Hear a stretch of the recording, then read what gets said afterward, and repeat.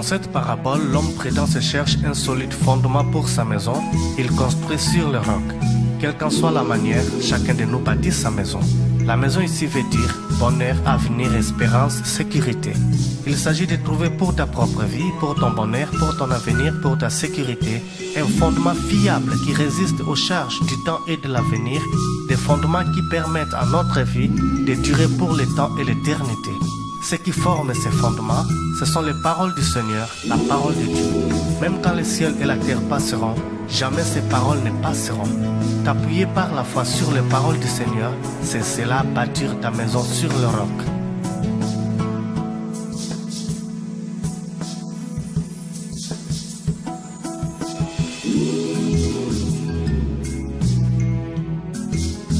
Ne vaut-il pas la peine d'examiner un peu plus soigneusement les sols sur lesquels nous voulons tous construire notre bonheur? Les paroles du Seigneur, c'est le roc. Tout le reste, ce que les gens disent et enseignent, n'est que du sable. C'est quelque chose de très grand d'avoir appris à creuser et à creuser profondément et à tout fonder dans nos vies sur le roc de sa parole. Alors notre maison ne viendra pas à tomber, ni dans cette vie terrestre, ni dans l'éternité. Sous cet aspect, le croyant a déjà bâti sa maison. Tu as entendu et tu as cru et tu sais.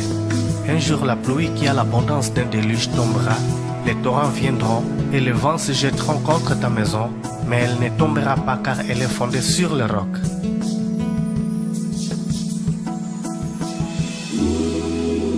L'homme insensé.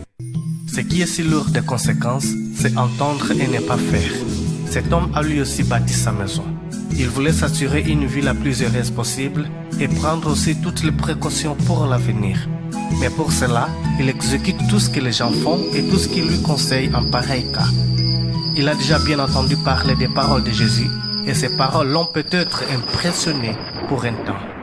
Mais finalement, il n'a pas agi selon les paroles du Seigneur, mais il a plutôt été influencé par l'enseignement et le conseil des hommes. C'est ce que le Seigneur Jésus-Christ désigne par construire sa maison sur le sable. Un de mes auditeurs appartient-il à ce groupe de gens insensés? As-tu déjà peut-être entendu parler dans ton enfance du Seigneur Jésus le Sauveur des pécheurs?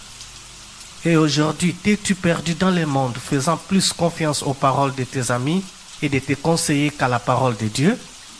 À quoi te servent le succès professionnel, la santé, la prospérité extérieure? Tu as malgré tout construit ta maison sur le sable. Recommence ta vie avec Christ. Tu réussiras et tu vivras l'éternité avec lui. Au nom de Jésus-Christ. Amen.